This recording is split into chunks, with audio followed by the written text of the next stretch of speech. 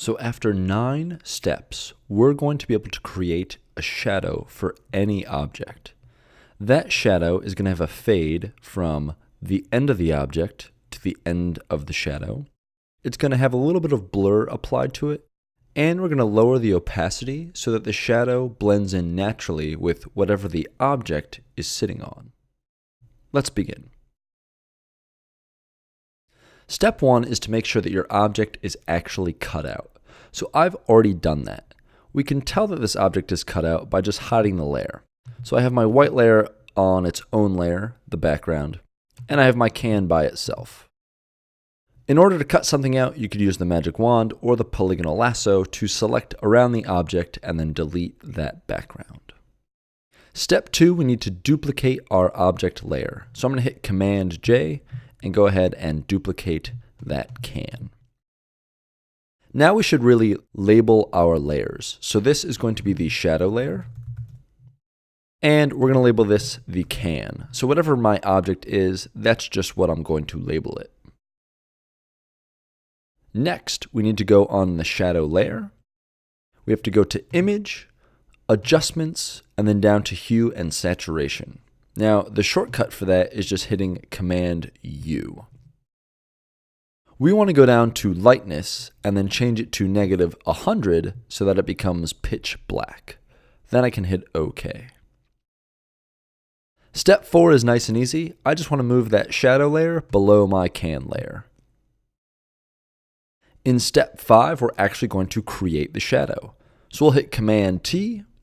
We'll notice that we have this box that shows up on the outside of our artboard. Then we have these small boxes in the corners, in the middle, on the bottom, on the right, and on the top. I'm going to hold the Command key, and then I'm going to pull and drag down the middle box. That's going to allow me to actually create, stretch, and rotate the shadow in any direction. I'm going to make mine go from the bottom to the upper left. Once I found a good spot, I can go ahead and hit Enter or Return. Now, if we notice, the bottom of our shadow does not line up to the bottom of the can. And so if I pulled it far enough down, it's actually going to make the can look like it's floating. We want this edge of the shadow to line up with the edge of the can. So I can either hit V to get to the Move tool, or I can select the Move tool, and I just want to position that so that the shadow actually lines up with the bottom of the can. I'm going to get really specific, so I'm going to zoom in and I'm going to use the arrow keys to just fine tune that to make sure that it lines up nice and perfectly. That looks great. Now what I need to do is I need to add a mask to this layer so I can apply the fade. So I'm going to go down to the lower right and I'm going to click this square with a circle in it. And I'm going to add a layer mask to the shadow. Next, I need to go to the gradient tool. So if you don't see the gradient tool, it's hiding underneath that paint bucket. I can either right click or I can click and hold, and then I'm going to choose the gradient tool. Now before I use this, I need to make sure that my colors are white on top and then black on the bottom. I should also make sure that I have black and white up here. So I'll click this arrow, and I'm going to go ahead and click this upper left gradient. Now I'm ready to create the fade. So we see this little plus sign. All we do is we click at the bottom of the can, and then we hold and drag upwards in the same direction as our shadow. Once I let go, that's going to create the actual fade. So if you don't like your first attempt, just click and drag again. The longer we drag it, the longer the fade will be. The shorter we drag it, the quicker the fade occurs. So that's much too quick. So I'll click, and I'm actually going to drag it pretty far out because I want my fade to look nice and natural. Now for the next step, we need to make sure we're actually on the shadow. So if I look closely, even though I'm on the shadow layer, I'm still on the layer mask. And we can tell by this little tiny box around that part of the layer. I need to click the actual shadow itself. Now I see that the box is around the shadow. Now I can work on the shadow. There's a big difference between the layer mask and the actual layer itself, even though they are on the layer together. Now what we want to do is apply a little bit of a blur to our shadow because shadows aren't perfectly crisp.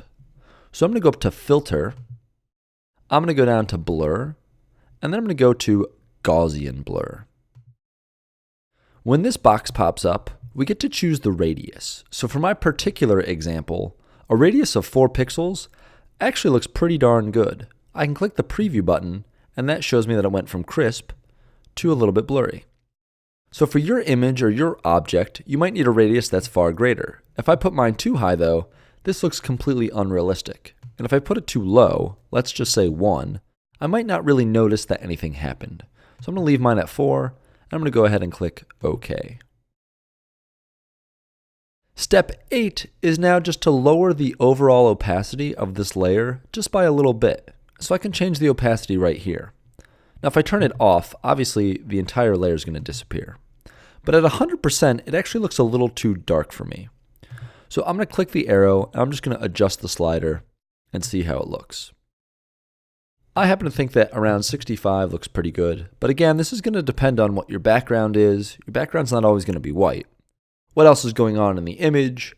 If you have direct sunlight or wherever the light source is coming from. So this number is definitely going to change based on your image.